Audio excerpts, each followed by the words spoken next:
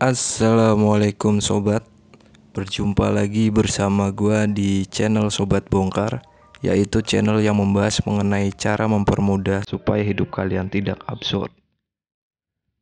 Oke, untuk kalian Sobat XL, mungkin belakangan ini jaringan kalian udah pada nge-lag ya, udah pada lemot parah.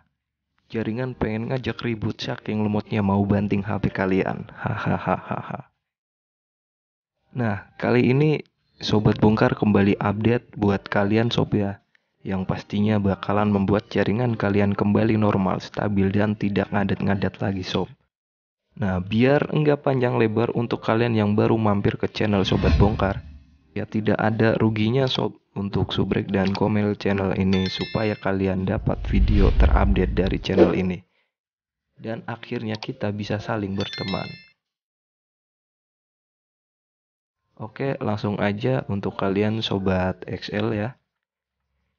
Kita scroll ke atas. Lalu di bagian jaringan data ini kalian tekan ya. Di bagian jaringan data ini kalian tekan lama. Lalu kemudian di sini kalian diarahkan pada dua pilihan SIM card, SIM 1 dan SIM 2. Nah, oke sob, karena gua di sini simpen kartu XL pada SIM 1, maka saya pilih SIM card 1 ya. Jika kalian XL-nya ada di SIM card 2, kalian pilih SIM card 2. Oke. Karena di sini XL saya taruh di SIM card 1, saya masuk ke SIM 1. Oke, lalu di bawah sini ada nama titik akses. Kalian langsung tap aja nama titik akses ini.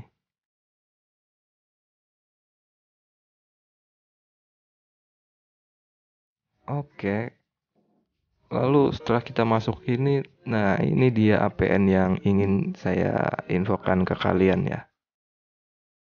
Ini APN terbaru dari saya, ya semoga aja untuk wilayah kalian ini worth it.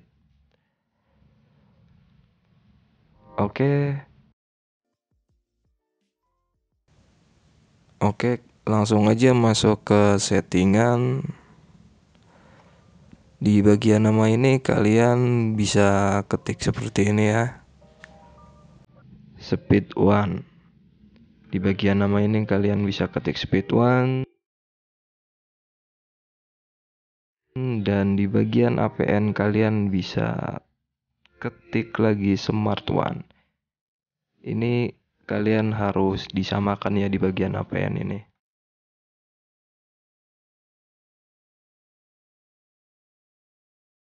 Oke, jika sudah, kita next lagi di bagian proxy. Di proxy ini kita kosongin aja ya, dan sekedar info, proxy adalah server yang menyediakan suatu layanan untuk meneruskan setiap permintaan user kepada server lain yang terdapat di internet. Oke, bagian proxy ini kita kosongkan, port juga kita kosongin aja, dan di bagian nama pengguna, kalian bisa kosongin aja, kata sandi dikosongin aja ya. Untuk server kalian bisa ketik 23.233.163.53. Oke, jika sudah kita next lagi. MMSC ini kalian kosongkan saja ya. Dan untuk bagian proxy MMS kalian bisa ketik 162.243.174.235. Oke, dan sekedar info juga bagi kalian yang belum tahu proxy MMS ini apa. Proxy MMS ini singkatan dari Multimedia Messaging Service, merupakan layanan telepon yang memungkinkan untuk mengirim pesan yang mengandung gambar. Oke, jika sudah kita next kembali ke bagian port MMS. Bagian port MMS ini kalian ketik 8080 ya. Jika sudah, kita next kembali ke MCC. Nah, sob ya, di sini kalian jangan mengganti karena jika kalian masih tinggal di negara +62, ini kalian menggunakan MCC 510 ini udah secara otomatis. Oke, jika sudah kita next lagi ke bagian MNC. Nah, di bagian MNC ini jangan kita ubah juga sob, karena ini secara otomatis ya. Walaupun ada perbedaan di setiap wilayah, tapi saya rekomen ini jangan dirubah. Nah, oke, jika sudah, kita next kembali ke jenis autentikasi. Ini kalian bisa klik aja di bagian pub, kalian bisa tap di bagian pub. Nah, untuk jenis VPN, ini kalian bisa ketik manual default, MMS, WAP. Ini kalian bisa klik manual, atau jika di handphone kalian ada pilihan default, MMS, dan WAP, itu kalian bisa tap aja. Oke, jika sudah, kita next kembali ke bagian protokol VPN.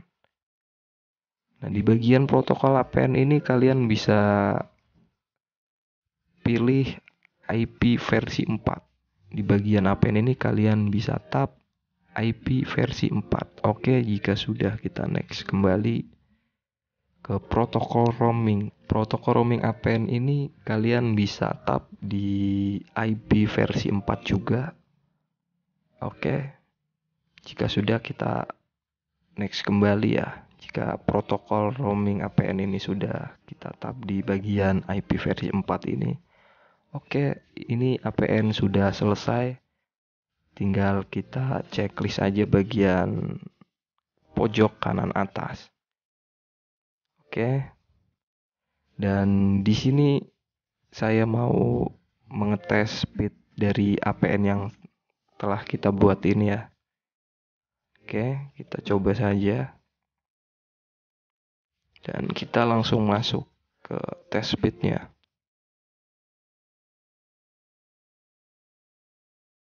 Oke, di sini kita langsung mulai uji aja. Oke. Dan sekedar info aja untuk kalian yang belum tahu apa itu ping. Ping itu merupakan reaksi dari koneksi kita, seberapa cepat perangkat mendapatkan respon setelah kita mengirim permintaan. Dan semakin kecil nilai ping, maka kecepatan koneksi internet akan semakin membaik dan stabil.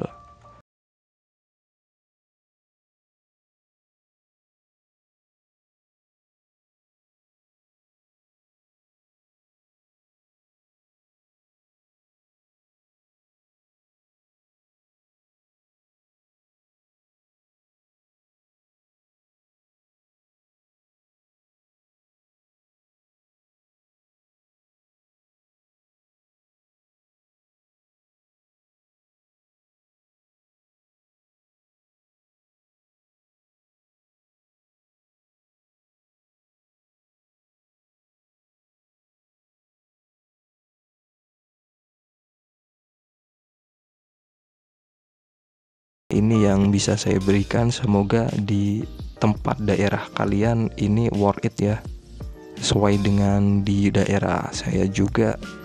Dan untuk kalian semoga ini bermanfaat dan pastinya membantu. Oke sob ya, jika kalian belum like, komen, atau subrek channel ini supaya saya dapat update lagi mengenai hal seperti ini. Oke sob ya, terima kasih, sampai jumpa di next video. Wassalamualaikum.